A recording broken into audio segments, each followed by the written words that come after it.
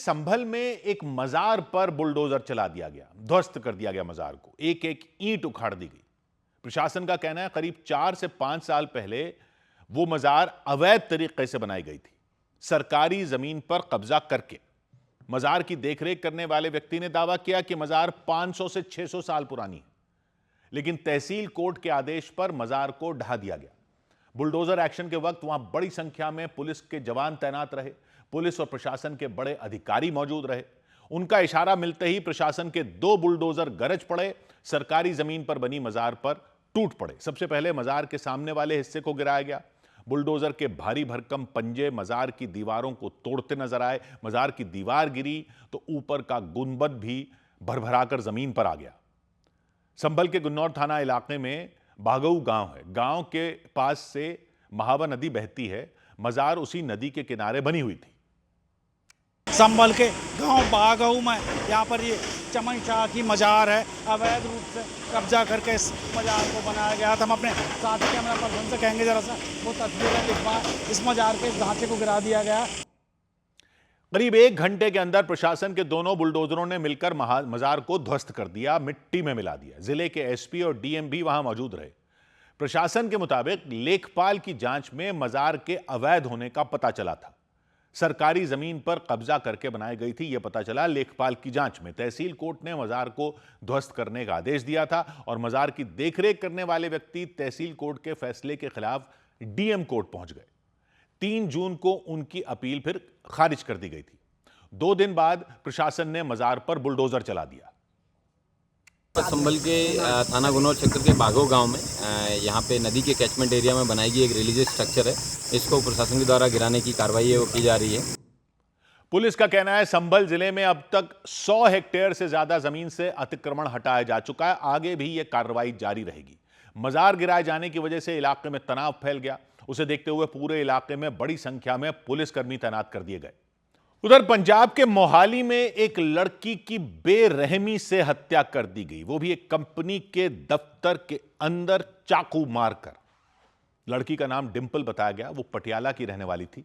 हत्या का आरोप हरजिंदर मान उर्फ हैरी नाम के व्यक्ति पर लगा। दोनों एक ही ऑफिस में काम करते थे, लेकिन हैरी ने अचानक डिंपल पर चाकू से हमला कर दिया, उसकी हत्या कर दी। डिंपल को चाकुओं से गोदने के बाद हैरी ने खुदकुशी करने की कोशिश की। जान देने के लिए कई बार गर्दन पर चाकू मारे। हालत उनकी नाजुक बताई गई। घटना तब हुई जब डिंपल ऑफिस में बैठकर काम कर रही थी। डेस्क पर बैठी हुई थी, काम में बिजी थी। आसपास दूसरे लोग भी काम करते नजर आए। तभी पीछे से हैरी हाथ में चाकू लेकर वहां पहुंच गए। आते ही उन्होंने डिंपल की गर्दन पर चाकू मारना शुरू कर दिया। डिंपल वहां से भागने लगी, चिल्लाते हुए वहां से दौड़ पड़ी, मगर हैरी नहीं रुके। उसकी गर्दन पर चाकू चलाते रहे, लगातार हमला करते रहे। आसपास काम कर रहे लोगों के हाथ पांव फूल गए। समझ ही नहीं आया कि वहां क्या हो रहा है। एक व्यक्ति अपनी सीट से खड़े हो गए। उनके पास से डिंपल भागती नजर आई। हैरी पीछे पीछे चाकू लेकर दौड़ते दिखाई दिए। उन्होंने ऑफिस के गेट के पास लड़की को पकड़ लिया। वहां भी चाकू से हमले करने लग गए। हंगामा हो गया। हंगामा सुनकर कुछ लोग वहां पहुंच गए। हैरी को रोकने की कोशिश की, लेकिन वो चाकू दिखाकर उन्हें डराने लगे। तब तक कुछ और लोग वहां आ गए। उनमें एक ने हिम्मत दिखाते हुए हैरी के हाथ से चाकू फिर छीन लिया। हैरी ने फिर दूसरा चाकू निकाल लिया और एक बार फिर लड़की पर चाकू लेकर टूट पड़े। चाकू से गोदना शुरू कर दिया। रोकने पर वो साथी कर्मचारियों को चाकू दिखाकर डराते रहे। चंद सेकंड के अंदर पूरा ऑफिस पहुंच गया। किसी की भी हिम्मत हैरी को रोकने की नहीं हुई, क्योंकि उनके सिर पर खून सवार था, ऐसा लग रहा था। 35 सेकंड के अंदर 30 बार लड़की पर चाकू से हमला किया। वहां सनसनी मच गई, कोहराम मच गया। लोगों ने चीखना चिल्लाना शुरू कर दिया। हैरी से बार बार कहते रहे कि वो डिंपल को छोड़ दें, लेकिन वो नहीं माने। उन्होंने लड़की को नहीं छोड़ा। हमला करते रहे, चाकू चलाते रहे, तब तक हमला करते रहे जब तक लड़की की जान नहीं चली गई। जब इस बात का यकीन हुआ उन्हें कि डिंपल की मौत हो गई है, तो वहां से चले गए। लेकिन भागे नहीं, ऑफिस के दूसरे हिस्से में पहुंचे। वहां उन्होंने खुदकुशी करने की कोशिश की। उसी चाकू की नोक से अपनी गर्दन पर हमले करने शुरू कर दिए। ताबड़तोड़ वार करते नजर आए, बेहद गुस्से में। बाद में उन्होंने अपना गला काट लिया, बेहोश हो गए। ऑफिस के लोगों ने डिंपल के साथ उन्हें भी अस्पताल पहुंचाया। डिंपल की जान चली गई, लेकिन हैरी बच गए। उनकी हालत नाजुक बताई गई। पुलिस की शुरुआती जांच में पता चला हैरी और डिंपल एक ही ऑफिस में करीब 4 साल से साथ काम कर रहे थे। उनके बीच अच्छी दोस्ती भी थी। हम अभी मौजूद हैं बिल्कुल स्पॉट पर और ये यही ऑफिस है एसआरपी लॉजिस्टिक, जहां पर डिंपल और हरविंदर दोनों ही पिछले 3 से 4 सालों से काम कर रहे थे।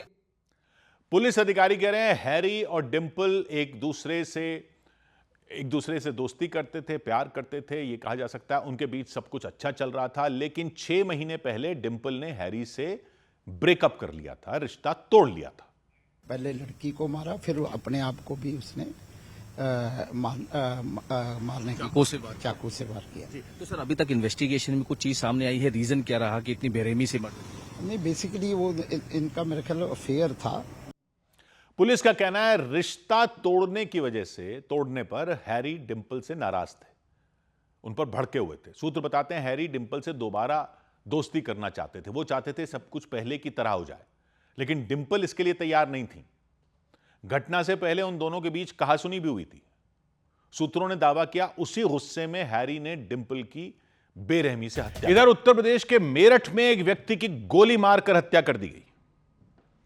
उनकी बहन का कहना है हत्या से पहले तुषार त्यागी नाम के उस व्यक्ति ने उन्हें कॉल की थी, आशंका जताई थी कि कुछ लोग उन्हें मारने वाले हैं, उनकी हत्या करने वाले हैं, उन्हें जबरदस्ती जंगल ले जा रहे हैं। ये सुनते ही वो हिल गई। उनका कहना है कि वो तुरंत उन्हें ढूंढने निकल पड़ी, आसपास के जंगलों में उनकी तलाश की। इतने में उन्हें दूसरी कॉल आ गई एक अज्ञात नंबर से। उसने जानकारी दी कि तुषार की गोली मारकर हत्या कर दी गई है।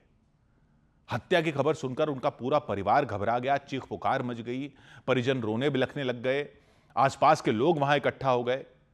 तुषार सिर्फ 23 साल के थे, शादीशुदा थे, उनके 2 छोटे बच्चे हैं। अरे मेरे लाल भुला दो कोई तो, अरे मेरे लाल भुला दो कोई। अरे परिवार के लोग कह रहे हैं तुषार को किसी ने कॉल करके बुलाया था, किसी व्यक्ति ने उनसे खाना मांगा था। तुषार उस व्यक्ति के लिए अपने घर से खाना लेकर गए थे, जल्द लौटने का भरोसा देकर गए थे, लेकिन उनके जाने के कुछ घंटे बाद उन्होंने अपनी बहन को कॉल की। उनकी बहन का कहना है वो सहमे हुए थे, बुरी तरह घबराए हुए थे। उन्होंने आशंका जताई थी कि कोई उन्हें मारना चाहता है, उनके खिलाफ साजिश रच रहा है। खाना लेके गया और फिर 8:15 बजे फोन आया कि 9 बजे के करीब कि मेरी फील्डिंग लगा रहा कोई, और मुझे जबरदस्ती जंगल में खींच के लेके जा रहे हैं और देख लेना मैं बचूंगा नहीं। तुषार की बहन के मुताबिक थोड़ी देर बाद ही उन्हें जानकारी मिली कि तुषार को गोली मार दी गई। किसी ने उन्हें जानकारी दी कि एक पुल के नीचे उनका शव मिला है कार में। खबर मिलते ही उन्होंने पुलिस को कॉल की, उसे घटना वाली जगह बुलाया। पुलिस टीम मौके पर पहुंची, जो बॉडी है उसको गाड़ी से निकाला गया और उसको इलाज हेतु एनसीआर हॉस्पिटल में ही भर्ती कराया गया, जहां पे उसको मृत घोषित कर दिया गया। घटना मेरठ के खरखौदा इलाके में हुई। पुलिस का कहना है जब वो घटना वाली जगह पर पहुंची तो तुषार का शव एक कार से बरामद हुआ। उनके सिर पर गोली लगी थी, गर्दन पर गोली लगी थी। पुलिस ने कार कब्जे में ले ली। उसने आशंका जताई कि प्रॉपर्टी के झगड़े में उनकी हत्या कर दी गई। हालांकि तुषार की पत्नी ने उनके 2 दोस्तों पर हत्या का आरोप लगाया और उनके खिलाफ शिकायत दर्ज करवाई। उधर ट्विशा शर्मा मौत मामले में आरोपी गिरिबाला सिंह ने कोर्ट में सुनवाई के दौरान अपनी हत्या होने की आशंका जताई। उन्होंने कहा उनकी और उनके बेटे समर्थ सिंह की जान को खतरा है। सुनवाई के बाद कोर्ट ने गिरिबाला सिंह और समर्थ सिंह को 14 दिन के लिए न्यायिक हिरासत में भेज दिया। गिरिबाला सिंह रिटायर्ड जज हैं, ट्विशा शर्मा की सास हैं, इस केस में आरोपी हैं। सीबीआई ने 23 मई को समर्थ सिंह को और 28 मई को गिरिबाला सिंह को गिरफ्तार कर लिया था। रिमांड खत्म होने के बाद दोनों को सीबीआई की स्पेशल कोर्ट में पेश किया गया। कोर्ट में गिरिबाला सिंह ने खुद अपनी पैरवी की। उन्होंने कोर्ट के सामने कई दावे किए। कोर्ट में चिल्लाकर कहा कि उनका मीडिया ट्रायल बंद होना चाहिए। उन्होंने दावा किया वो और उनके बेटे समर्थ सिंह जहां भी जाते हैं मीडिया उनके पीछे आ जाता है, इससे उनकी जान को खतरा है, यह बंद होना चाहिए, मीडिया ट्रायल बंद होना चाहिए। एक रोज पहले सीबीआई ने गिरिबाला सिंह के बंगले पर घटना का रिक्रिएशन किया था। करीब 80 किलो के पुतले का इस्तेमाल कर पूरी घटना को समझने की कोशिश की थी। गिरिबाला सिंह और समर्थ सिंह को भी सीबीआई वहां लेकर आई थी। उनके सामने घटना को दोहराया गया था। कोर्ट में सुनवाई के दौरान गिरिबाला सिंह ने सीबीआई के काम करने के तरीके पर सवाल उठा दिए। दावा किया कि सीन रिक्रिएशन के दौरान सीबीआई ने जानबूझकर उन्हें उनके घर से 3 घर पहले उतार दिया था, 3 मकान पहले उतार दिया था। आरोप लगाया कि सीबीआई ने मीडिया को फुटेज देने के लिए ऐसा किया, जबकि सीबीआई उन्हें सीधे उनके घर ले जा सकती थी। उन्होंने यह भी आरोप लगाया कि उनके बेटे समर्थ सिंह के साथ जबलपुर हाईकोर्ट में ट्विशा के वकीलों ने मारपीट कर दी थी। ट्विशा के वकीलों ने आपत्ति जताई इस पर। ट्विशा के वकीलों का कहना है कि जबलपुर कोर्ट में सीसीटीवी कैमरे लगे हैं, समर्थ सिंह के साथ अगर मारपीट हुई होगी तो वो रिकॉर्ड हुआ होगा। ट्विशा के वकीलों ने कोर्ट से सीसीटीवी वीडियो निकालने की मांग की ताकि सच्चाई सामने आ सके। बहस के बाद सीबीआई ने गिरिबाला सिंह और समर्थ सिंह की पुलिस रिमांड नहीं मांगी। इसके बाद सीबीआई की स्पेशल कोर्ट ने उन्हें 16 जून तक भोपाल सेंट्रल जेल भेजने का आदेश सुना दिया। दोनों को जेल में दूसरे कैदियों से अलग रखा जाएगा। सूत्र बता रहे हैं ट्विशा शर्मा की मौत की गुत्थी सुलझाने के लिए सीबीआई सीन रिक्रिएशन की रिपोर्ट का इंतजार कर रही है। एक रोज पहले सीबीआई की टीम ने 2.5 से 3 घंटे तक घटनास्थल पर सीन रिक्रिएट किया था।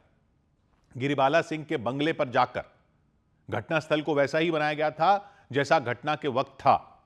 सीबीआई के अधिकारियों ने हर एंगल से मामले की जांच की, ये पता लगाने की कोशिश की कि वहां क्या हुआ, कैसे हुआ, किसने ट्विशा के शव को सबसे पहले देखा, किसने उनके शव को फंदे से उतारा, उन्हें अस्पताल कौन ले गया था, घटना के वक्त बंगले में कौन कौन था। हर एक चीज का सीबीआई की टीम ने पता लगाया, छोटी से छोटी जानकारी को खंगाला। रिक्रिएशन के बाद सीबीआई की टीम ने डेटा को दिल्ली भेज दिया। दिल्ली में फोरेंसिक साइंस का ऑफिस है, वहां भेजा। फोरेंसिक एक्सपर्ट उस डेटा से रिपोर्ट तैयार करने में जुट गए। सूत्र कह रहे हैं 1 हफ्ते में रिक्रिएशन की रिपोर्ट सीबीआई को मिल जाएगी। उस रिपोर्ट से ट्विशा की मौत का राज खुल सकता है या उसके बारे में सुराग मिल सकते हैं सीबीआई को। मौत की गुत्थी सुलझ सकती है। उनकी हत्या हुई थी या उन्होंने खुदकुशी की थी, इसका पता चल सकता है। दिल्ली के एक होटल में आग लगने से 21 लोगों की मौत हुई तो बिहार के मुजफ्फरपुर में भी आग का तांडव दिखा। वहां एक प्राइवेट अस्पताल के आईसीयू में भीषण आग लग गई। 5 लोगों की मौत हो गई, करीब 20 लोग झुलस गए। उनकी हालत गंभीर बताई गई। इलाज के लिए उन्हें दूसरे अस्पताल भेजना पड़ा। अस्पताल के आईसीयू में अग्निकांड रात के करीब 3 बजे हुआ। शुरुआती जांच में शॉर्ट सर्किट को आग लगने की वजह बताया गया। यह भी पता चला कि आग लगने के बाद आईसीयू में लगे एसी में जोरदार धमाका हुआ, उसकी वजह से आग और तेजी से फैली। जिस अस्पताल में यह भीषण अग्निकांड हुआ वो प्रसाद हॉस्पिटल है। यह ब्रह्मपुरा थाना इलाके में मौजूद है। बड़ा अस्पताल है। मुजफ्फरपुर के साथ ही बिहार के कई दूसरे जिलों से भी मरीज वहां पहुंचते हैं, इलाज करवाते हैं।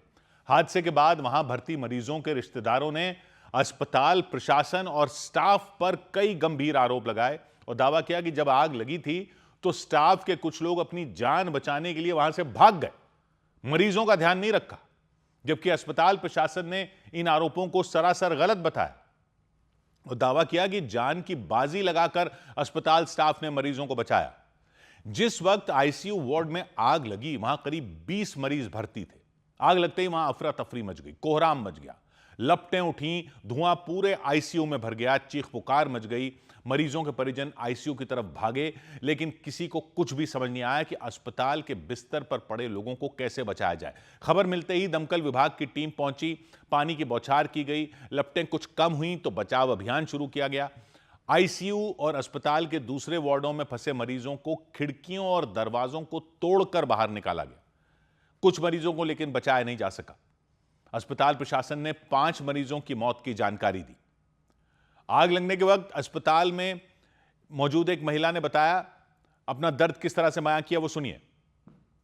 क्या हुआ था अंदर, जो क्या बताया गया था कि अंदर क्या हुआ? आग लगी है, आग लगी है बोले, आग लगी है बोले, आईसीयू में ही आग लगी है। आईसीयू में आग लगी है बोले।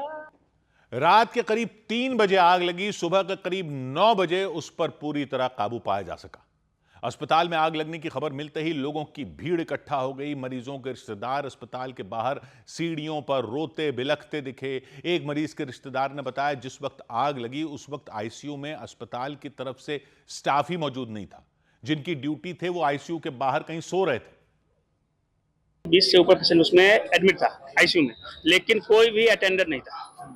जब आग लगा पूरा स्मोक हो गया तब वो अटेंडर आया, बाहर से सोया हुआ था, हल्ला हुआ तो आया। कुछ लोगों ने आरोप लगाया हादसे के बाद से उनके अपनों का पता ही नहीं चला। वो 3-4 घंटे तक अस्पताल में उन्हें तलाशते रहे, लेकिन अस्पताल की तरफ से कोई जानकारी ही दी गई। स्टाफ से कहा आग लगा हुआ है, तो हम सब खोजने लगे, आपको परसेंट के खोजने लगे तो हमको परसेंट नहीं है, परसेंट हमको नहीं है, खोजने लगे तो खोजते खोजते 3 घंटा हो गया, इस सब पर नहीं मिला हमको। तब दरभंगा वाला रोड में फेंक दिया, जब जो रोड उड़ जाम किए तब बोला जो जाओ दरभंगा वाला रोड में फेंका हुआ है हॉस्पिटल में बोलू।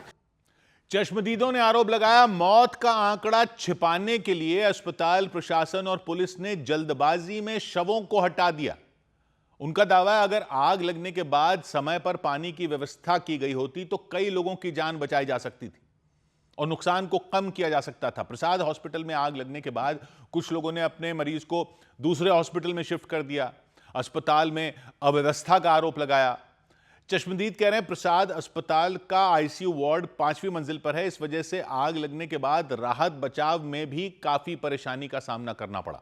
ऑक्सीजन की कमी से तड़प रहे थे मरीज, उनको खिड़कियों के रास्ते बाहर निकाला गया। मरीजों के परिजनों ने आरोप लगाया जब आग लगी उस वक्त अस्पताल के फायर फाइटिंग सिस्टम और अलार्म सिस्टम ने काम ही नहीं किया, मतलब समय पर पानी की बौछार नहीं हो सकी। यह भी आरोप लगा कि आग की लपटें देखते ही देखते अस्पताल के कुछ स्टाफ और डॉक्टर मरीजों को छोड़कर भाग गए। हादसे के बाद मुजफ्फरपुर के डीएम और एसएसपी अस्पताल पहुंचे, हालात को संभालने की कोशिश की। उन्होंने आईसीयू वार्ड का मुआयना किया। एसएसपी ने मरीजों के परिजनों की तरफ से लगाए जा रहे सभी आरोपों की जांच कराने का भरोसा दिया। इसका चौथे फ्लोर पे आईसीयू है, उसी में आग लग गई थी। तो हम लोग देख रहे हैं जो भी कानूनी कार्रवाई है वो किया जाएगा। जो 3 मरीज यहाँ पर है उनका परिजनों का बयान लिया जा रहा है। जबकि अस्पताल ने मरीजों की तरफ से लगाए गए सभी आरोपों को गलत बताया, कह दिया सब कुछ बेबुनियाद है। ये सरासर बेबुनियाद है। हमारे सारे स्टाफ्स मौजूद थे, डॉक्टर्स मौजूद थे, स्टाफ मौजूद थे और उन्होंने मिलकर के ही निकाला। इसका साक्ष्य प्रशासन को दिया जा चुका है। जो सीसीटीवी फुटेज है वो उसका प्रमाण बिल्कुल सुरक्षित है। फिर प्रशासन ने अस्पताल के खिलाफ एक्शन की तैयारी शुरू कर दी। तिरहुत प्रमंडल के कमिश्नर ने प्रसाद अस्पताल के खिलाफ एफआईआर दर्ज करने का आदेश दे दिया। काफी देर बाद तक कुछ लोग अस्पताल में अपनों की तलाश करते दिखे। उन्होंने पुलिस प्रशासन के अधिकारियों के सामने हंगामा कर दिया। एक महिला तो बुरी तरह भड़की नजर आई। आप बैठिए माता जी, बैठिए।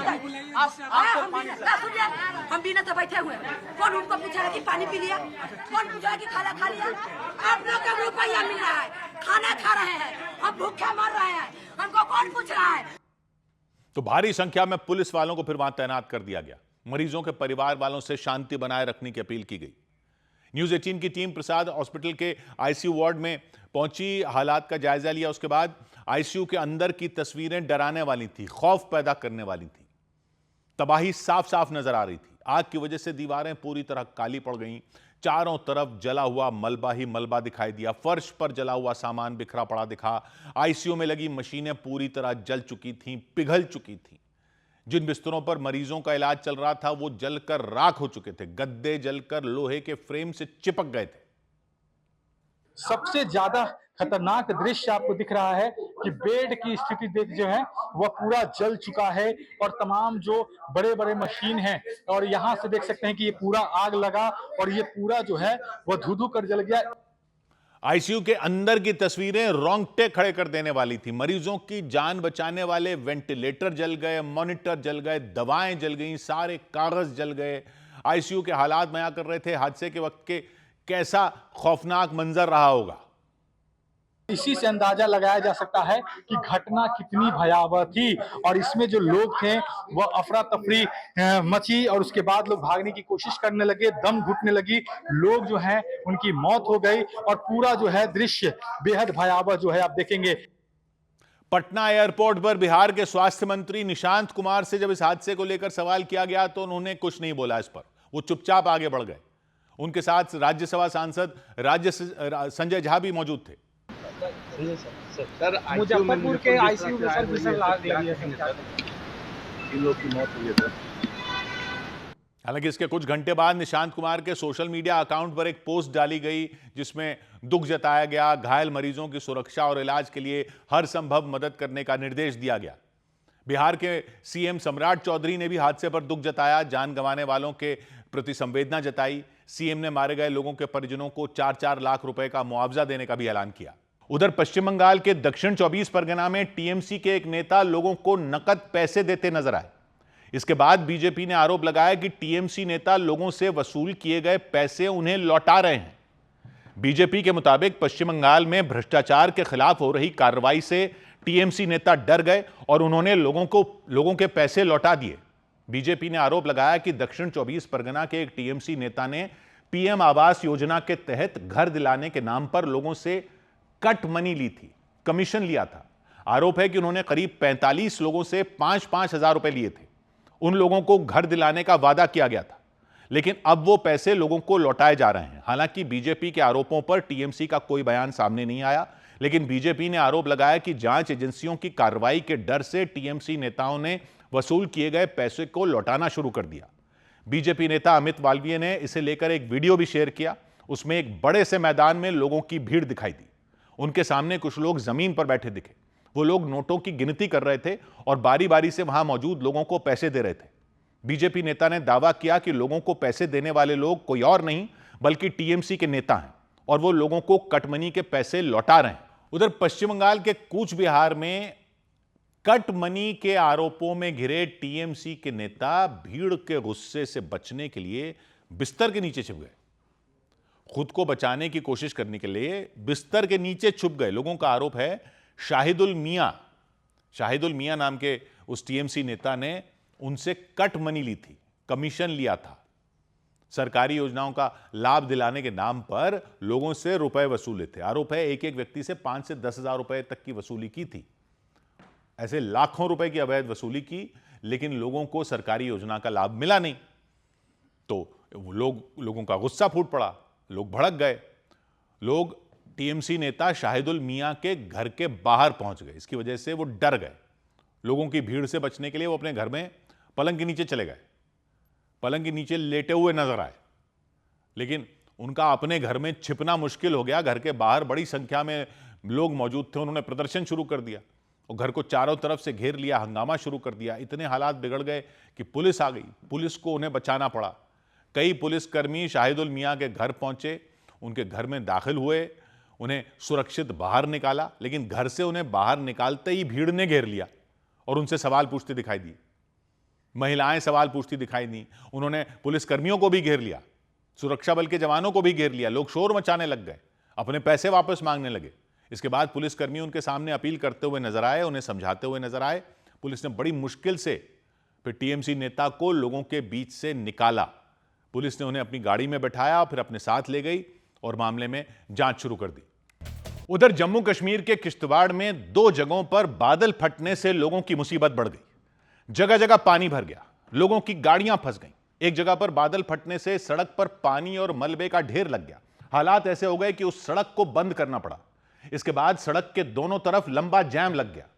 किश्तवाड़ में भारी बारिश के बाद अचानक बादल फटने से लोग बुरी तरह डर गए। वहां पहाड़ से मलबे के साथ तेजी से पानी गिरता दिखाई दिया। जिस वक्त यह हुआ, वहां लोगों की भीड़ लगी हुई थी। वो ये खौफनाक मंजर देखकर घबरा गए। उनमें कई लोगों की गाड़ियां वहां फंस गईं। एक कार वहां मलबे में फंसी दिखी, जबकि एक व्यक्ति की मोटरसाइकिल भी फंसी हुई थी। लोग उन गाड़ियों को मलबे से निकालने की पूरी कोशिश कर रहे थे, लेकिन वो गाड़ियां इस कदर मलबे में धंस चुकी थीं कि उन्हें निकालना किसी चुनौती से कम नहीं था। काफी देर तक लोग मेहनत करते रहे। आखिरकार वो मोटरसाइकिल मलबे से बाहर आ गई। किश्तवाड़ में 2 जगहों पर बादल फटने की खबर मिली। दूसरी जगह पर बादल फटने से सड़क बह गई। कई बच्चे सड़क के दूसरी तरफ फंस गए। वहां मौजूद लोगों ने किसी तरह उन बच्चों को सड़क पार करवाई। इस दौरान एक बच्चा फिसलते फिसलते बचा। पूरे बच्चे जो है वो दर-बदर है और एडमिनिस्ट्रेशन को कोई भी बंदा यहाँ पे नजर नहीं आ रहा। इवन दैट एडमिनिस्ट्रेशन को हमने कॉल भी की। इस वक्त हमारे बच्चे जो है वो अपनी जान की बाजी खेल रहे हैं। किश्तवाड़ में दोनों ही जगहों पर सड़कों पर कीचड़ जमा हो गया। लोग फंस गए। लोगों को वहां चलना मुश्किल हो गया। इसके बाद प्रशासन ने लोगों से अपील की कि अगर जरूरी ना हो तो प्रभावित इलाकों में आने जाने से बचें। इधर महाराष्ट्र में लाडकी बहन योजना में बड़े फर्जीवाड़े के आरोप लगे। लाडकी बहन योजना वही योजना है जिसे महाराष्ट्र के चुनाव में बीजेपी गठबंधन की जीत की बड़ी वजह बताया गया था। इस योजना के तहत महिलाओं के खाते में हर महीने 1,500 रुपए डाले जाते हैं, लेकिन इस योजना का फायदा लेने वाली महिलाओं की लिस्ट में बड़े पैमाने पर गड़बड़ी के आरोप लगाए गए। मतलब ऐसे सैकड़ों लोग थे जिन्हें इस योजना का फायदा नहीं मिलना चाहिए था, लेकिन उनके खातों में पैसे डाले जा रहे थे। यहां तक कि कई पुरुषों को भी योजना का पैसा मिल रहा था, जिसके बाद राज्य सरकार ने 80 लाख लोगों के नाम इस लिस्ट से काट दिए। और यह 80 लाख का आंकड़ा योजना का फायदा लेने वाले लोगों का करीब 1/3 हिस्सा है। मतलब पहले करीब 2 करोड़ 40 लाख खातों में हर महीने इस योजना के 1500 रुपए डाले जा रहे थे, लेकिन एक साथ इनमें 80 लाख लोगों के नाम हटा दिए गए। महाराष्ट्र सरकार के सूत्र बताते हैं, सरकार ने इस योजना की जांच करवाई थी। जांच पूरी हुई तो चौंकाने वाली जानकारियां सामने आई। पता चला कि 16,000 तो पुरुष थे जो योजना का फायदा उठा रहे थे। लाडकी बहन योजना जो महिलाओं को आर्थिक रूप से मजबूत बनाने के लिए चलाई गई, उसका फायदा 16,000 पुरुष ले रहे थे। 74,000 महिलाएं ऐसी मिली जिनकी उम्र 21 साल से कम थी। सरकार की यह योजना 21 साल से 65 साल तक की महिलाओं के लिए है, लेकिन 21 साल से कम उम्र की 74,000 महिलाओं को यह रकम हर महीने मिल रही थी। पता चला कि 2 लाख ऐसी महिलाओं के नाम लिस्ट में मिले जिनकी उम्र 65 साल के पार जा चुकी थी। 10 लाख महिलाएं ऐसी भी उस लिस्ट में मिली जिनकी सालाना कमाई 2.5 लाख रुपए से ज्यादा है। बल्कि कुछ तो ऐसी भी महिलाएं नहीं जो बाकायदा इनकम टैक्स भर नहीं है, जबकि लाडकी बहन योजना ऐसी महिलाओं के लिए है जिनकी सालाना कमाई 2.5 लाख रुपए से कम है। इसी वजह से सरकार ने इस योजना का फायदा लेने वाले लोगों की जांच की और फर्जीवाड़े का पता चलते ही सरकार ने तुरंत एक्शन लेते हुए बड़े पैमाने पर खाते हटा दिए।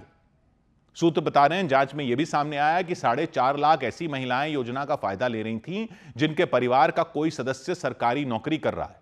2 लाख महिलाएं ऐसी मिली जिनके पास अपनी खुद की एक कार है। ये सारी लाडकी बहन योजना की शर्तें हैं। मतलब अगर घर में किसी के पास सरकारी नौकरी है या अपनी कार है तो उसे योजना का फायदा नहीं मिल सकता।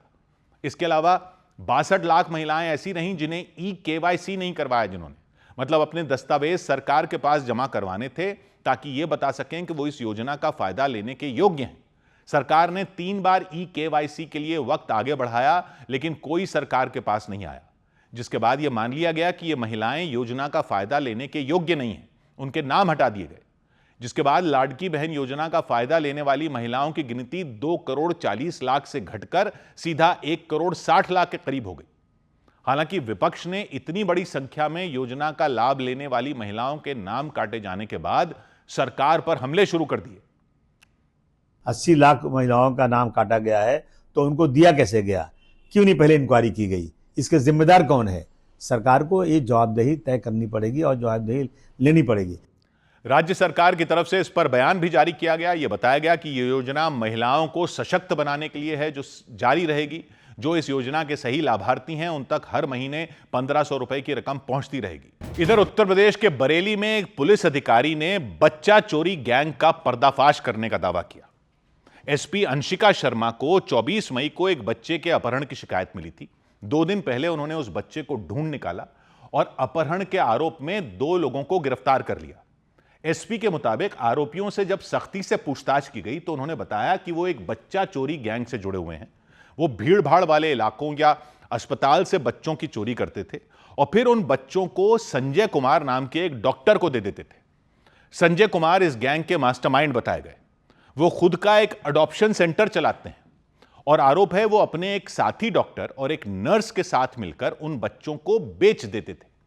पुलिस के मुताबिक संजय कुमार दिल्ली और मुंबई जैसे बड़े शहरों में रहने वाले ऐसे लोगों को ढूंढते थे जो बच्चा अडॉप्ट करने यानी गोद लेने के लिए लाखों रुपए खर्च कर सकें। SP अंशिका शर्मा ने बताया वो ग्राहक बनकर संजय कुमार के अडॉप्शन सेंटर में गई थीं। वहां उनकी मुलाकात संजय कुमार और उनके दोनों साथियों से हुई। वहां जाकर उन्होंने बताया कि उन्हें एक बच्चा चाहिए। दावा किया गया कि संजय कुमार ने 5 लाख रुपए में उन्हें एक नवजात बच्चा देने का सौदा किया। इसके बाद उन्होंने SP अंशिका शर्मा से एडवांस के तौर पर आधी रकम यानी 2.5 लाख रुपए मांगे। जैसे ही अंशिका शर्मा ने उन्हें वो पैसे दिए, अडॉप्शन सेंटर के बाहर खड़ी पुलिस अंदर आ गई और संजय कुमार और उनके दोनों साथियों को गिरफ्तार कर लिया। बच्चे को खरीद कर या बच्चे को अनाधिकृत रूप से प्राप्त करके चोरी करके अल्टीमेटली उसको सेल आउट कर रहे हैं बच्चे को, और प्रोबेबली अडॉप्शन के केसेस के लिए कर रहे हैं। हालांकि आरोपी संजय कुमार ने बच्चा चोरी करने के आरोपों से साफ इनकार कर दिया। उन्होंने कहा कि बच्चा चोरी गैंग से उनका कोई लेना देना ही नहीं है। क्या नाम है तुम्हारा? क्या नाम? अपराधी नहीं है, मैं संजय कुमार विश्वास, एक डॉक्टर अस्पताल की संचालक हूँ। इस गैंग से हमारा कोई मतलब नहीं। पुलिस के मुताबिक संजय कुमार अब तक 2 बच्चों को बेच चुके हैं। पुलिस उन बच्चों का पता लगाने में जुट गई ताकि उन्हें दोबारा उनके असली माता पिता से मिलवा सके। छात्रा के परिवार ने एक निजी स्कूल पर गंभीर आरोप लगाए, उस स्कूल के शिक्षकों पर आरोप लगाए। उनका कहना है उनकी बेटी पढ़ाई में अच्छी थी, परीक्षा में अच्छे नंबर लाती थी हमेशा। इसके बावजूद उसे स्कूल में लगातार परेशान किया जा रहा था। स्कूल में फीस न चुकाने की वजह से मानसिक रूप से परेशान किया जा रहा था। दूसरे छात्रों के सामने उसका अपमान किया जा रहा था। इससे वो तनाव में रहने लगी और उसने जहर खाकर अपनी जान दे दी। लेकिन अमजोत कौर नाम की उस छात्रा के परिवार के आरोपों को स्कूल के प्रबंधन ने खारिज कर दिया। आरोपों को झूठा बताया, बेबुनियाद बताया। स्कूल प्रबंधन ने कहा वो छात्रा फरवरी महीने से स्कूल नहीं आ रही थी और स्कूल प्रबंधन ने दावा किया कि इसको लेकर छात्रा के परिवार से संपर्क किया गया था, उन्हें जानकारी दी गई थी, नोटिस भेजा गया था। स्कूल प्रबंधन ने बताया कि उन्हें छात्रा के बीमार होने की जानकारी मिली थी। ਉਹਦਾ ਨਾਮ ਅਮਜੋਤ ਕੌਰ ਸੀ, ਅਮਜੋਤ ਕੌਰ ਔਲਖ ਸੀ ਤੇ ਉਹ +1 ਮਤਲਬ ਤੁਸੀਂ ਸਮਝੋ ਫੈਬਰੂਅਰੀ ਤੋਂ ਨਹੀਂ ਆ ਰਹੀ। +2 ਚ ਤਾਂ ਉਹਨੇ ਹੁਣ ਹੋਣਾ ਸੀ, ਉਹ ਫੈਬਰੂਅਰੀ ਤੋਂ ਬੱਚਾ ਸਕੂਲ ਨਹੀਂ ਆ ਰਿਹਾ ਹੈਗਾ ਵੇ ਕਿ ਸਕੂਲ ਨੇ ਕਦੀ ਫੀਸ ਵੱਲੋਂ ਪ੍ਰੈਸ਼ਰਾਈਜ਼ नहीं ਕੀਤਾ। अमजोत के परिवार का कहना है कि उसने स्कूल के शिक्षकों के बारे में बताया था, उनके व्यवहार के बारे में बताया था। उसके परिवार का आरोप है स्कूल से परेशान होकर उसने जहर खा लिया। इसके बाद परिवार के लोग उसे लेकर अस्पताल पहुंचे। अस्पताल में उसे भर्ती कराया गया, जहां अमजोत स्कूल प्रबंधन पर आरोप लगाती सुनाई दी। 11 मई को स्कूल वाले ने मुझे अलग रूम से बुलाया कि ਉੱਥੇ ਬਹੁਤ ਜ਼ਿਆਦਾ ਮੈਂਟਲ ਟੌਰਚਰ ਕੀਤਾ। ਨਾਲੇ 11 ਮਈ ਨੂੰ ਮੈਨੂੰ ਸਾਰੇ क्लास के ग्रुप से रिमूव भी कर ਦਿੱਤਾ ਸੀ। अमृतसर के अस्पताल में 17 साल की छात्रा अमजोत की जान चली गई। उसे नहीं बचाया जा सका। उसकी मौत के बाद उसके परिवार के लोग रोने लग गए, उसकी मां रोने लगी। उन्होंने प्रशासन से इंसाफ की गुहार लगाई, स्कूल प्रबंधन के खिलाफ कड़ी कार्रवाई की मांग की। आकांक्षा मैडम, प्रिंसीपल शबनम शर्मा, ये दोनों मेरी धी नूं क्लास विच टॉर्चर करदियां रहियां ने। आंदियां तेरे क्लास दा जिहड़ा सारा क्लास दा काम सीगा ਉਹ ਵੀ क्लास मॉनीटर ਦਾ ਕੰਮ ਵੀ, दफ्तर ਦਾ ਕੰਮ ਵੀ मेरी बेटी ਦੇ बोझ पाउंदियां सी।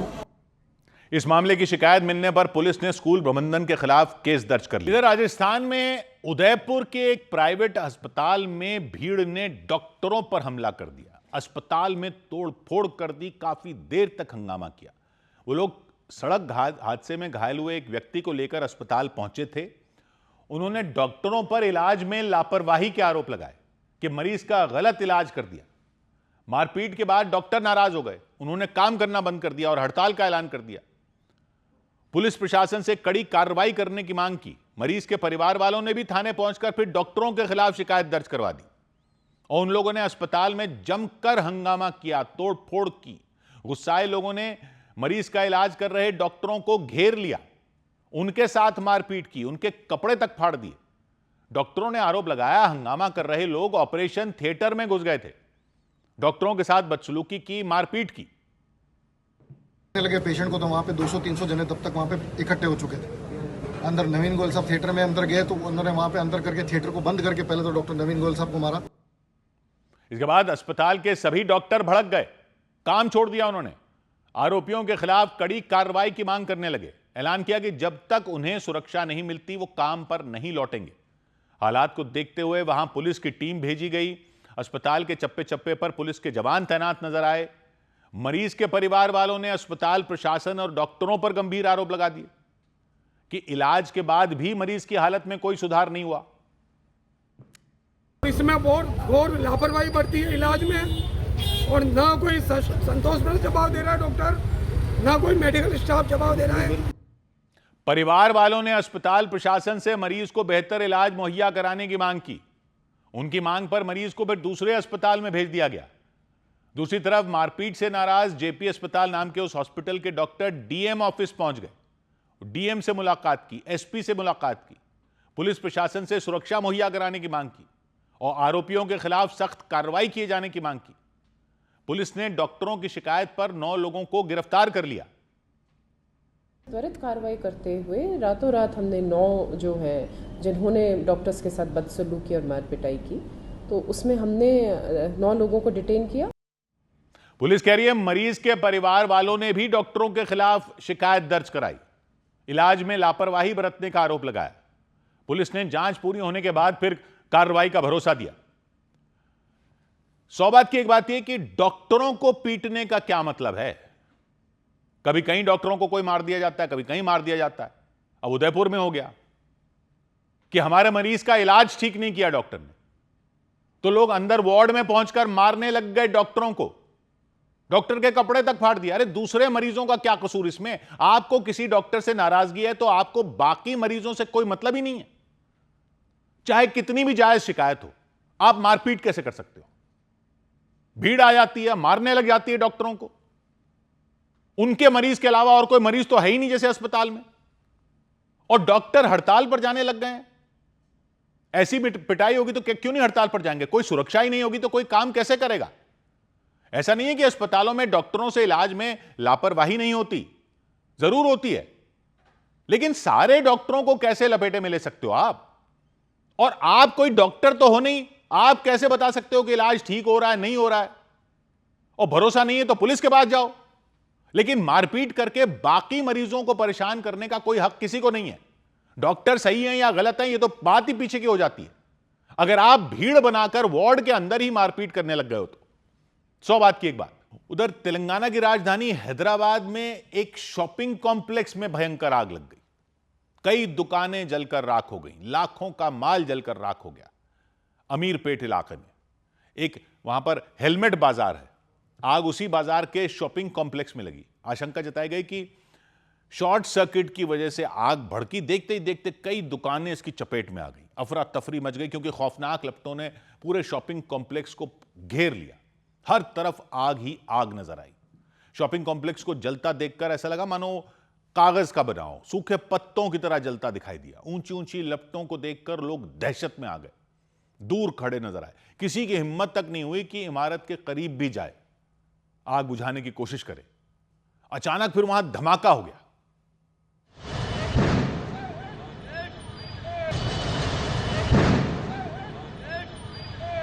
थोड़ी देर में आग से निकल रहा धुआं पूरे इलाके में फैल गया। इतना ज्यादा धुआं कि ठीक से कुछ दिख भी नहीं रहा था, अंधेरा सा छा गया। दमकल विभाग के कर्मचारी लगातार आग पर काबू पाने की कोशिश करते रहे, पाइपों से पानी की बौछार करते रहे।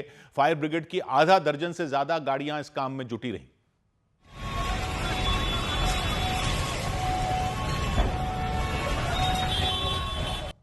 जैसे जैसे वक्त बीत रहा था, शॉपिंग कॉम्प्लेक्स की आग बेकाबू होती जा रही थी। लग रहा था आसपास की इमारतों तक पहुंच जाएगी, उन्हें भी जला देगी। लेकिन दमकल कर्मियों ने पूरी ताकत झोंक दी, लगातार पानी की बौछार करते रहे। करीब 2 घंटे तक मेहनत की, तब जाकर आग बुझ पाई। घटना की जानकारी मिलते ही वहां इलाके के कांग्रेस के कई नेता और कार्यकर्ता भी पहुंच गए। एक नेता ने बताया हादसे में कोई घायल नहीं हुआ, पूरा स्थिति जो है कंट्रोल में है। अभी तक तो कोई कैजुअलिटी नहीं आया है। वो जितने भी लोग वहां पे थे सबको रेस्क्यू किया गया है। आग कैसे लगी इसका पता नहीं चल पाया, लेकिन आशंका यह जताई गई कि शॉर्ट सर्किट से हादसा हुआ। हैदराबाद के उस शॉपिंग कॉम्प्लेक्स की कई दुकानें तो पूरी तरह जल गईं, सारा सामान जल गया। सामान की कीमत लाखों में बताई गई। उधर मुंबई अहमदाबाद हाईवे पर राज ठाकरे की पार्टी एमएनएस के कार्यकर्ताओं ने हिंदी भाषा में लिखा एक साइन बोर्ड तोड़ दिया। हिंदी में साइन बोर्ड लगाए जाने पर विरोध जताया। पालघर के दहानू इलाके में मुंबई अहमदाबाद हाईवे पर कुछ दिन पहले ही वो साइन बोर्ड लगाया गया था, नया था, लेकिन हिंदी में साइन बोर्ड लिखे होने पर एमएनएस के कार्यकर्ताओं ने आपत्ति जताई कि हिंदी में बोर्ड लगाकर मराठी भाषा की अनदेखी की गई।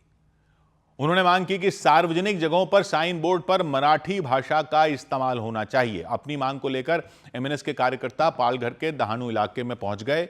मुंबई अहमदाबाद हाईवे पर हिंदी में लिखे उस साइन बोर्ड के पास पहुंच गए, वहां हंगामा किया, अपनी नाराजगी जाहिर की और तोड़फोड़ शुरू कर दी।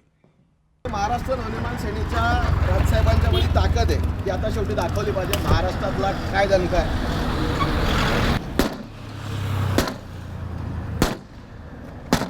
एक कार्यकर्ता ने अपनी गाड़ी से एक धारदार हथियार निकाला, साइन बोर्ड पर मारना शुरू कर दिया। काफी देर तक वो साइन बोर्ड पर मारता रहा और उसे तोड़ दिया।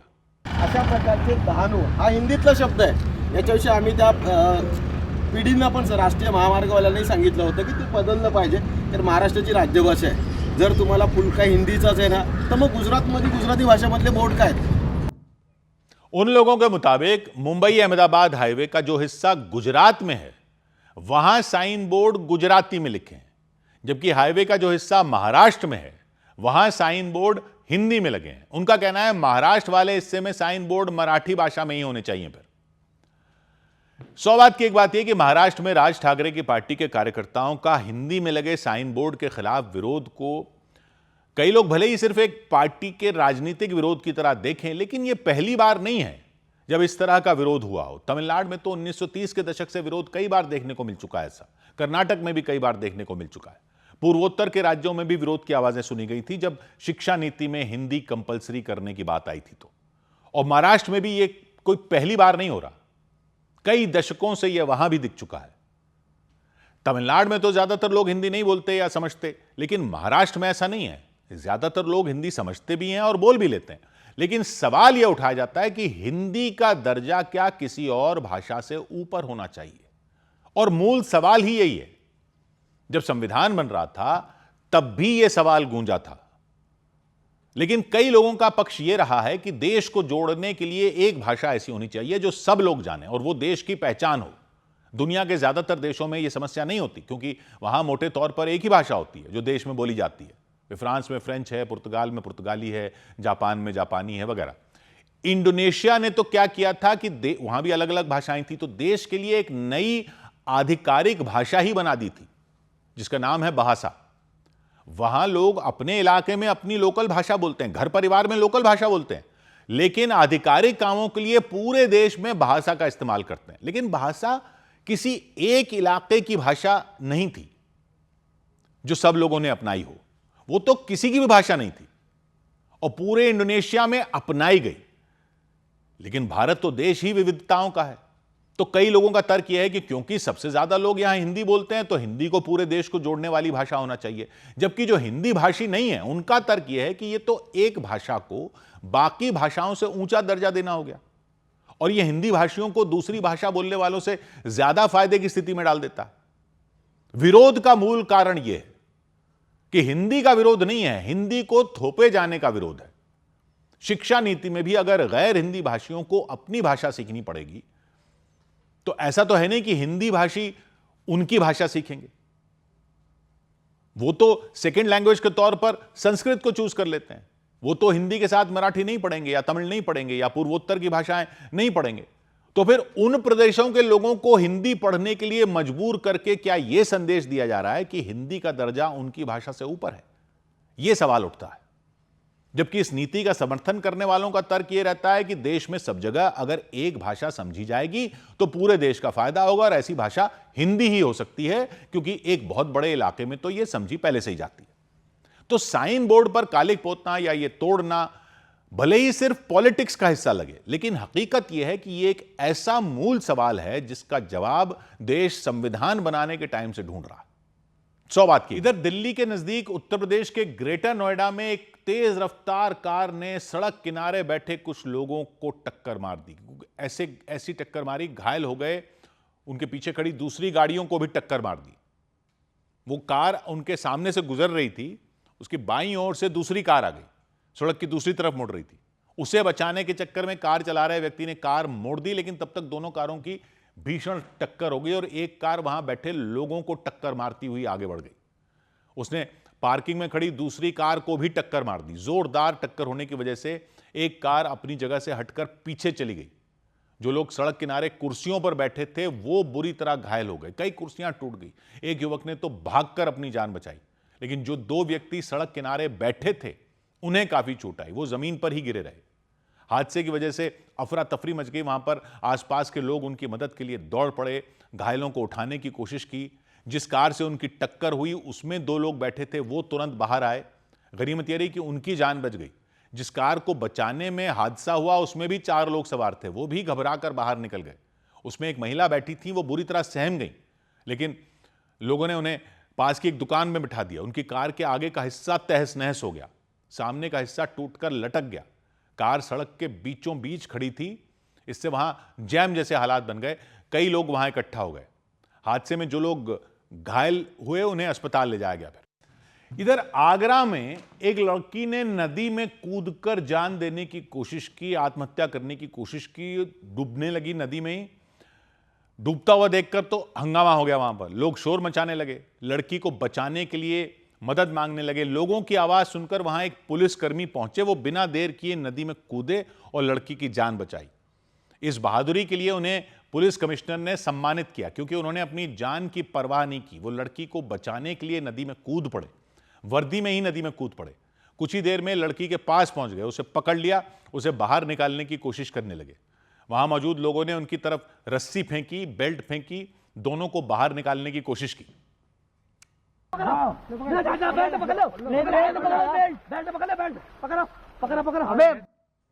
वो उस रस्सी को पकड़कर नदी के किनारे तक पहुंचे, लेकिन वो जगह काफी ऊंची थी, वहां से बाहर निकलना आसान नहीं था। लोगों ने उनकी ओर कपड़े से बनी हुई दूसरी रस्सी फेंकी, फिर उन्होंने दोनों रस्सियों को पकड़ा और बड़ी सावधानी से दूसरी तरफ जाने लगे। उस दौरान वो लड़की उनके कंधे पर लटकी नजर आई। थोड़ी देर में वो नदी के दूसरे किनारे पर पहुंच गए और लड़की को लेकर बाहर निकले। लड़की बेहोश हो चुकी थी, उसे इलाज के लिए अस्पताल में भर्ती कराया गया। इलाज के बाद डॉक्टरों ने उसकी हालत खतरे से बाहर बताई। फिर पुलिस ने उस लड़की को परिवार वालों के हवाले कर दिया। इधर उत्तराखंड और हिमाचल प्रदेश में कई जगहों पर पर्यटक लंबे जैम में घंटों तक फंसे रहे। लोग गर्मी से राहत पाने के लिए पहाड़ी इलाकों का ऐसा रुख कर रहे हैं, गर्मी से परेशान होकर पहाड़ों पर घूमने के लिए जा रहे हैं, लेकिन एक साथ बड़े पैमाने पर लोगों के पहुंचने की वजह से पहाड़ों पर लंबा जैम लग गया। कुछ जगहों पर कई किलोमीटर लंबा जैम लग गया। पहाड़ी इलाकों में लगा जैम लोगों की मुश्किलें बढ़ा रहा है। कई घंटों तक जैम में फंसे रहने के लिए लोग मजबूर हो रहे हैं। जैम लोगों के साथ प्रशासन के लिए भी बड़ी चुनौती बन चुका है। लेकिन भीषण जैम के बावजूद पहाड़ों पर पर्यटक जाना बंद नहीं कर रहे। उत्तराखंड के चमोली में जैम लगा, वहां परेशानी बढ़ गई पर्यटकों की, प्रशासन की परेशानी बढ़ गई। दूर दूर तक जैम ही जैम नजर आया। सड़क पर गाड़ियां ही गाड़ियां, गाड़ियों की लंबी कतार नजर आई। लंबी कतार में लोग फंसे रहे। जोशीमठ के पास बद्रीनाथ नेशनल हाईवे पर लोग जूझते नजर आए। चमोली के पुलिस अधिकारियों का कहना है वहां रोजाना 30,000 से ज्यादा तीर्थयात्री बद्रीनाथ धाम जाने के लिए आ रहे हैं। 5,000 से ज्यादा तीर्थयात्री हेमकुंड साहिब की तरफ जा रहे हैं। इसलिए बद्रीनाथ नेशनल हाईवे पर दबाव बढ़ रहा है, गाड़ियों की भीड़ लग रही है। पुलिस कह रही है जोशीमठ में नरसिंह मंदिर के पास एक गेट सिस्टम बनाया गया है ताकि जैम को कम किया जा सके। जोशीमठ में नरसिंह मंदिर, जिसको बद्रीनाथ धाम जाते हुए लोग आस्था के नाते वहां पर पूजा करते हैं नरसिंह भगवान की, वहां से ये गेट सिस्टम शुरू किया गया है। चमोली के साथ उत्तराखंड के देहरादून में तो लोग भयंकर जैम का सामना कर रहे हैं।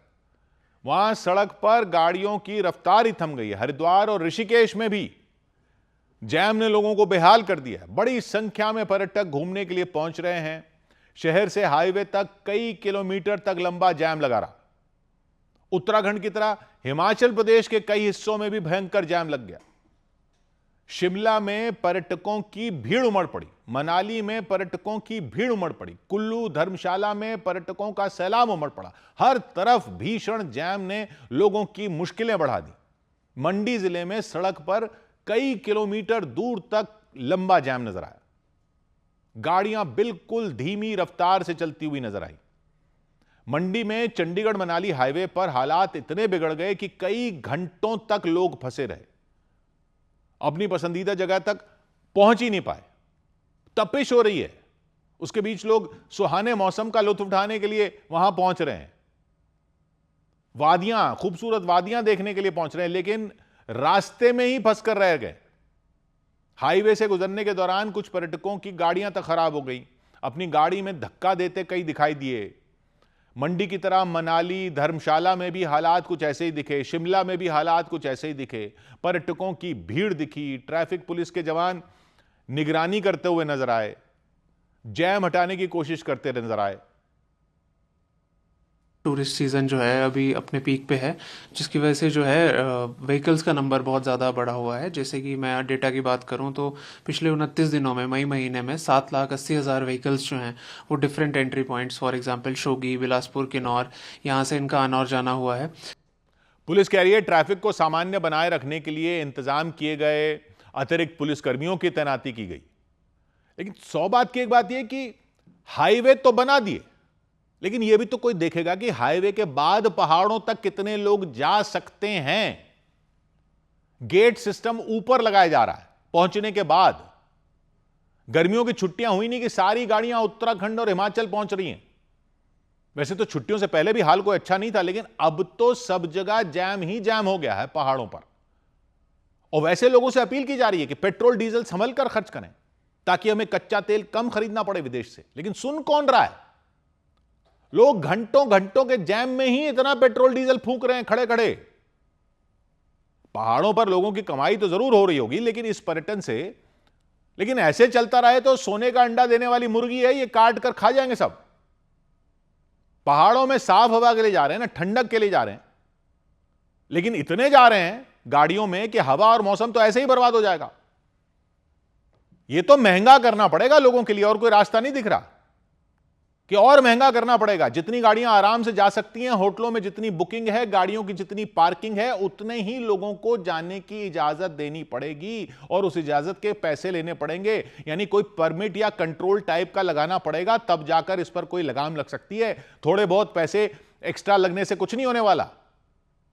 नहीं तो जो लोकल लोग हैं देहरादून जैसे शहरों के, शिमला जैसे शहरों के, उनको अपने शहरों से ऐसे भागना पड़ेगा जैसे बाकी जगहों से भागकर पब्लिक वहां जा रही है। और यह कंट्रोल पहाड़ों के लिए निकलने से पहले करना होगा। नीचे ऊपर जाके क्या गेट सिस्टम का फायदा?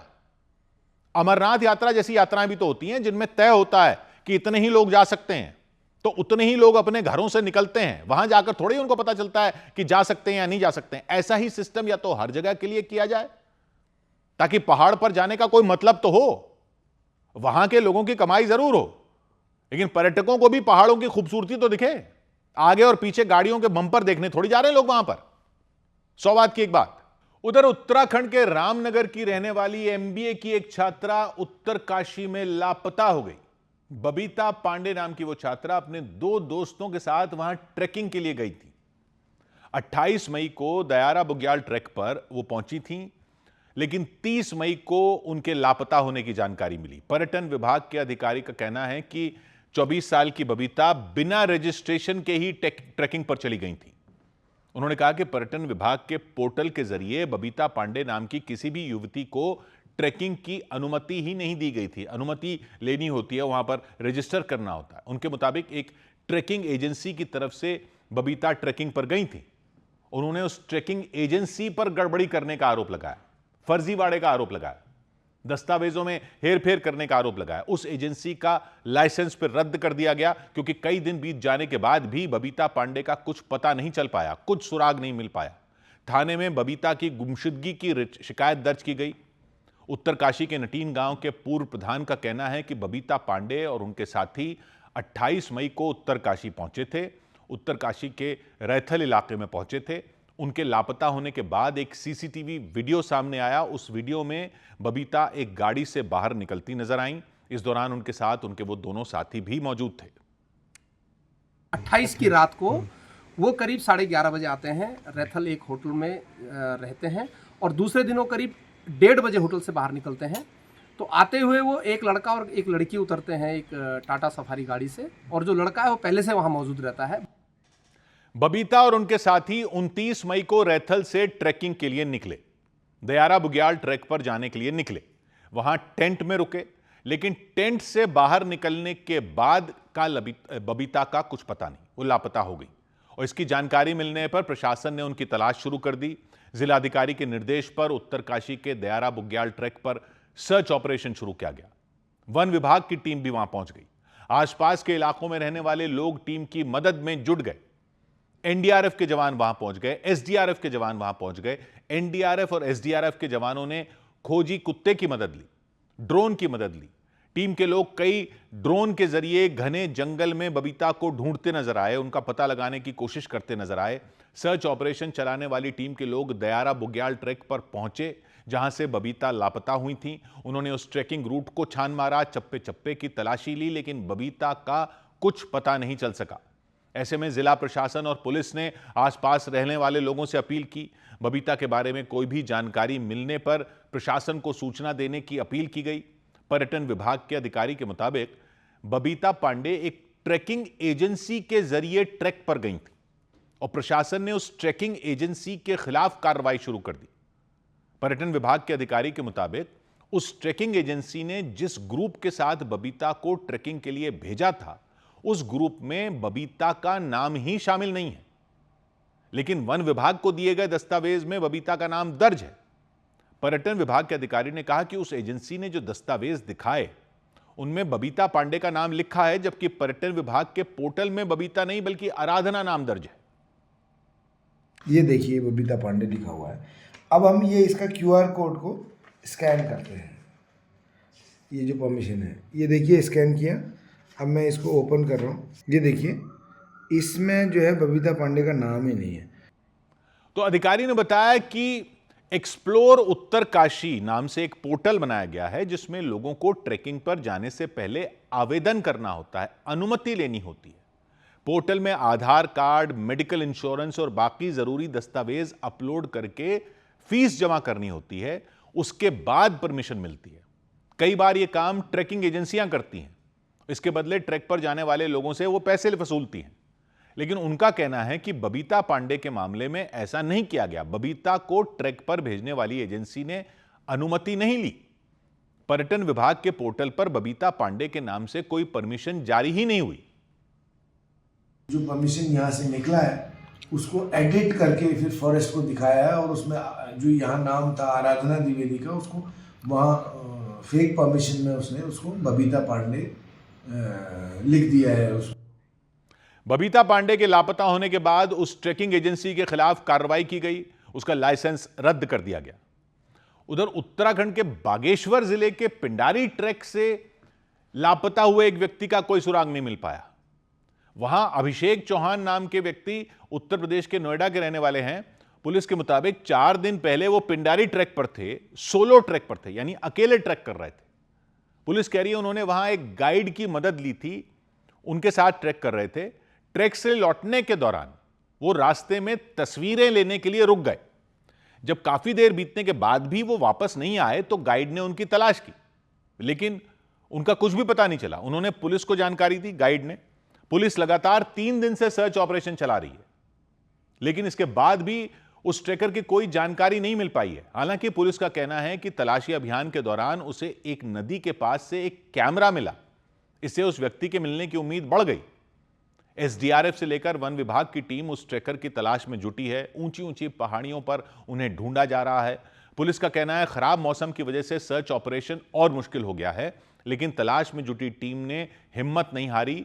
ड्रोन की मदद से खाई और खतरनाक रास्तों पर उनकी तलाश की जा रही है। आसपास रहने वाले लोगों की भी मदद ली जा रही है ताकि हर हाल में लापता व्यक्ति को ढूंढा जा सके। हमारी एसडीआरएफ की टीम, एनडीआरएफ की टीम, फायर की टीम और ड्रोन टीम लगी हुई है, जिसमें हम जो पिंडर रिवर है उस पर सर्च अभियान हमारा जारी है।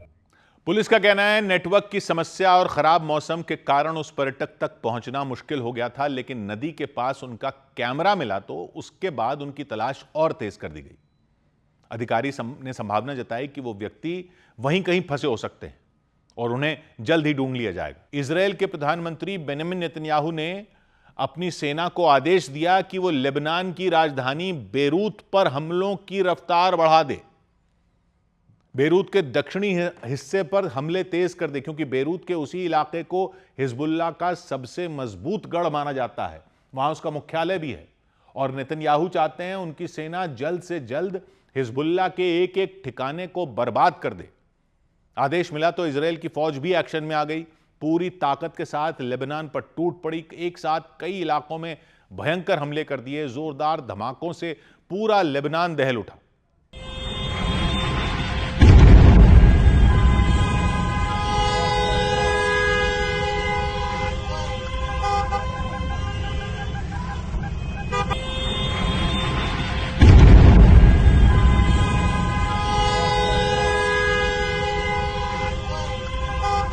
अमेरिका और ईरान में 40 दिन की लड़ाई के बाद 8 अप्रैल को युद्ध विराम हुआ था।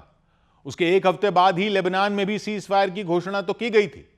डोनाल्ड ट्रंप ने ही इसकी घोषणा की थी। तब इजरायल और लेबनान के प्रतिनिधियों ने अमेरिका की अगुवाई में बैठक की थी। दोनों ही देश लड़ाई खत्म करने के लिए मान गए थे, युद्ध विराम के लिए मान गए थे। लेकिन सीज फायर के बाद भी हमले जारी रहे। दोनों ही पक्ष सीज फायर के उल्लंघन के आरोप एक दूसरे पर लगाते रहे हैं।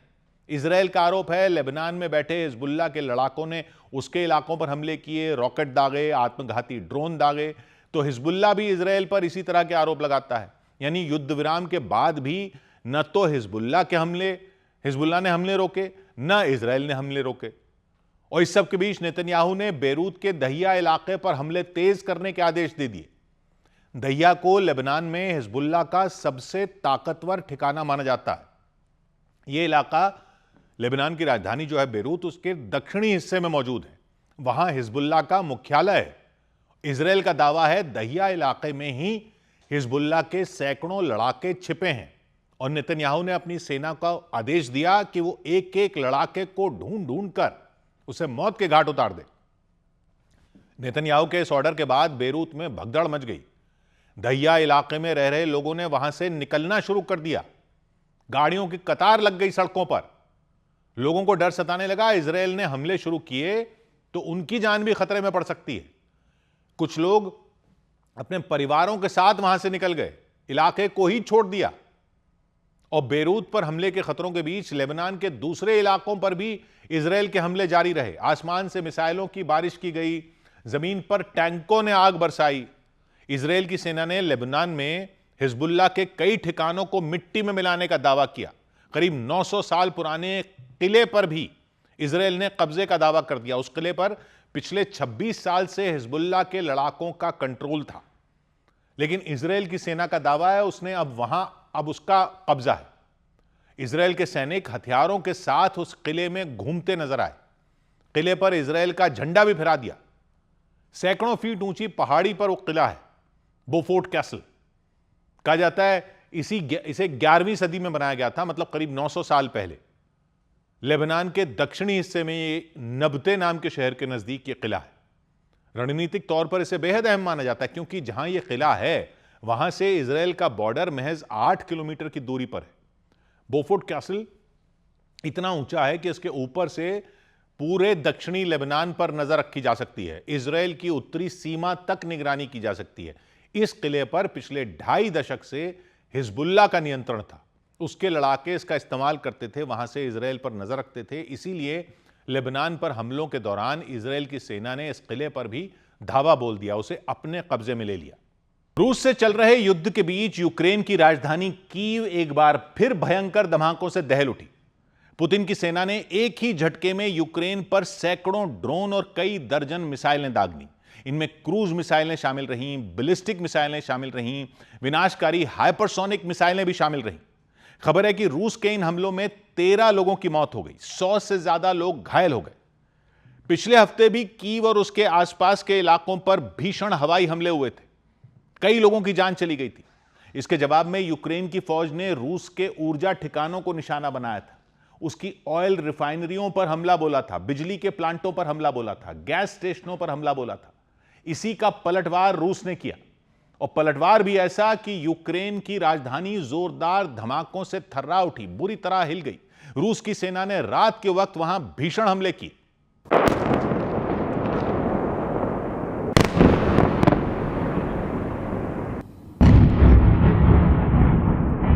कीव और उसके आसपास के इलाकों में पूरी रात रुक रुक कर विस्फोट होते रहे। कहीं मिसाइल फट रही थी, कहीं बम की तरह फटने वाले आत्मघाती ड्रोन गिर रहे थे। छोटे मकानों से लेकर बड़ी इमारतों तक हर किसी को निशाना बनाया गया। हर तरफ धमाके होते दिखे। रूस की सेना ने एक साथ सैकड़ों ड्रोन और मिसाइलों की बारिश कर दी। हालांकि यूक्रेन का दावा है कि इस हमले के लिए उसकी सेना पहले ही तैयार बैठी थी। इसीलिए जैसे ही रूस की मिसाइलें कीव के आसमान में पहुंची, उन्हें नाकाम करने का काम भी शुरू कर दिया।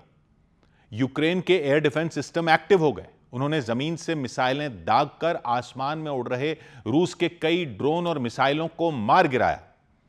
रूस के रक्षा मंत्रालय ने बताया कि उसकी फौज ने बीती रात यूक्रेन के आधा दर्जन से ज्यादा शहरों पर हमला किया। कीव भी शामिल रहा, इसमें खार्किव भी शामिल रहा, नीप्रो भी शामिल रहा, जापोरिजिया भी शामिल रहा। रूस का दावा है उसने यूक्रेन में उन जगहों पर हमले किए जहां उसकी सेना के अड्डे थे, यूक्रेन की सेना के ठिकाने थे, हथियार गोदाम थे। लेकिन यूक्रेन का आरोप है कि पुतिन की सेना ने आबादी वाले इलाके पर बमबारी की। इसकी वजह से लोगों की सांसें अटकी रहीं। डर के मारे उनका बुरा हाल हो गया। कीव में बड़ी संख्या में लोग बंकरों की तरफ दौड़ पड़े, जमीन के नीचे बने मेट्रो स्टेशनों की तरफ दौड़ पड़े। उन्हें डर सता रहा था कहीं कोई मिसाइल उन पर न गिर जाए, कोई ड्रोन आकर उन पर न फट जाए, क्योंकि रूस के हमलों का सिलसिला पूरी रात चलता रहा।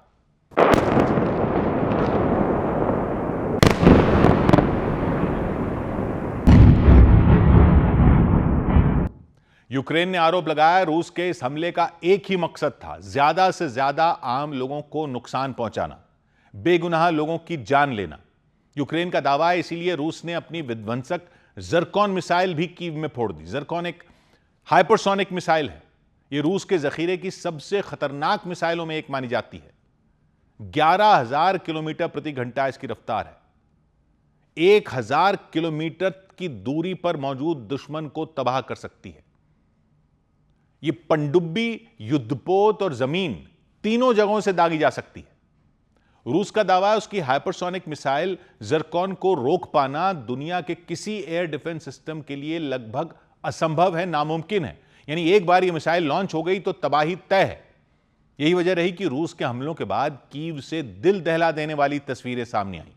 भयंकर हमलों में कई गगनचुंबी इमारतें तहस नहस हो गईं। चारों तरफ आग की लपटें उठती नजर आईं, धुआं उठता नजर आया। कुछ इमारतें भी आग की चपेट में आ गईं। कई गाड़ियां भी जलकर राख हो गईं। राहत बचाव का काम भी शुरू किया गया। फायर ब्रिगेड के कर्मचारी आग बुझाने की कोशिश करते दिखे, लेकिन कीव पर हुए इस भीषण हमले ने शहर की सूरत बिगाड़ कर रख दी। हर तरफ तबाही के निशान दिखाई दिए। यूक्रेन की सेना ने बताया कि बीती रात रूस की तरफ से 650 से ज्यादा आत्मघाती ड्रोन हमले भी किए गए। 70 से ज्यादा मिसाइलें दागी गई। यूक्रेन में 13 लोगों की इन हमलों में जान चली गई। 100 से ज्यादा लोग घायल बताए गए। सौबात की एक बात यह कि एक सवाल यह उठाया जा रहा है कि क्या हमारा रुपया ही रुपये को गिरा रहा है? कुछ एक्सपर्ट इस पर तर्क दे रहे हैं, लेकिन उन तर्कों को समझने से पहले यह समझने की जरूरत है कि ऐसा कैसे हो सकता है। रुपया ही रुपये को कैसे गिरा सकता है?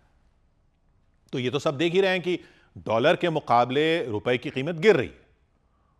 उसकी वजह क्या है? वजह वही है जिस वजह से किसी भी चीज की कीमत गिरती है या बढ़ती है। अगर देश में डॉलर आएंगे तो डॉलर ज्यादा होंगे। जो चीज ज्यादा होती रहती है उसकी कीमत कम होती रहती है। अगर देश से डॉलर बाहर जाएंगे यानी कि डॉलर कम होते रहेंगे और जो चीज कम होती रहती है उसकी कीमत बढ़ती रहती है। अभी यही हो रहा है कि डॉलर देश में आ कम रहे हैं, देश से बाहर ज्यादा डॉलर जा रहे हैं। यानी हम ज्यादा माल बाहर नहीं एक्सपोर्ट कर पा रहे। हमारा माल जितना बाहर जाएगा उतनी उसकी पेमेंट हमको डॉलर में मिलेगी। वो डॉलर देश में आएंगे तो डॉलर की कीमत कम होगी, रुपए की कीमत बढ़ेगी। लेकिन ऐसा नहीं हो पा रहा और डॉलर देश से बाहर जाने का सिलसिला पहले से ज्यादा हो गया है, क्योंकि हमें बाहर से माल तो खरीदना पड़ ही रहा है। बाहर से जो कुछ भी खरीदेंगे, कच्चा तेल ले रहे हैं, सोना ले रहे हैं, जो भी ले रहे हैं, उसकी पेमेंट डॉलर में करनी पड़ती है। इसलिए कहा जा रहा है कि पेट्रोल डीजल कम इस्तेमाल करेंगे तो कच्चा तेल कम खरीदना पड़ेगा, क्योंकि कच्चा तेल महंगा भी होता जा रहा है, उसके लिए पहले से ज्यादा डॉलर देने पड़ रहे हैं। सोना भी कम खरीदने के लिए इसीलिए कहा जा रहा है। लेकिन वो लॉजिक कहां से आ रहा है कि रुपया ही रुपए को गिरा रहा है? कई एक्सपर्ट इसमें इन्वेस्टमेंट बैंक जेफरीज की रिपोर्ट का जिक्र कर रहे हैं। वो लॉजिक यह है कि एक तो डॉलर आते हैं देश का माल बाहर बेचने से यानी एक्सपोर्ट से, और डॉलर बाहर जाते हैं विदेश का माल खरीदने से यानी इंपोर्ट से। लेकिन इसके अलावा भी डॉलर बाहर जाने या डॉलर बाहर से आने के कई तरीके हैं। उनमें एक बड़ा तरीका होता है शेयर बाजार।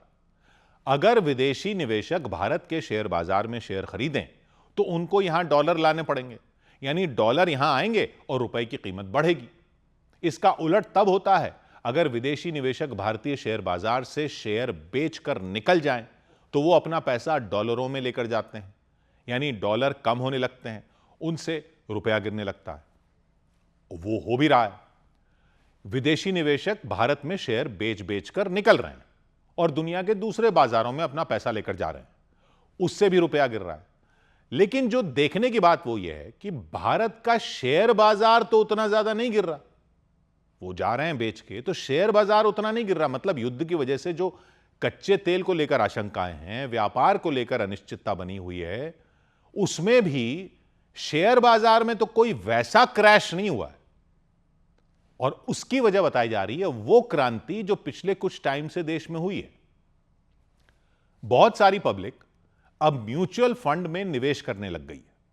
कई लोगों की एसआईपी चल रही है। एसआईपी मतलब पब्लिक जानती है, सिस्टमैटिक इन्वेस्टमेंट प्लान, यानी हर महीने या हर नियमित अंतराल पर लोग म्यूचुअल फंड में पैसा डाल रहे हैं।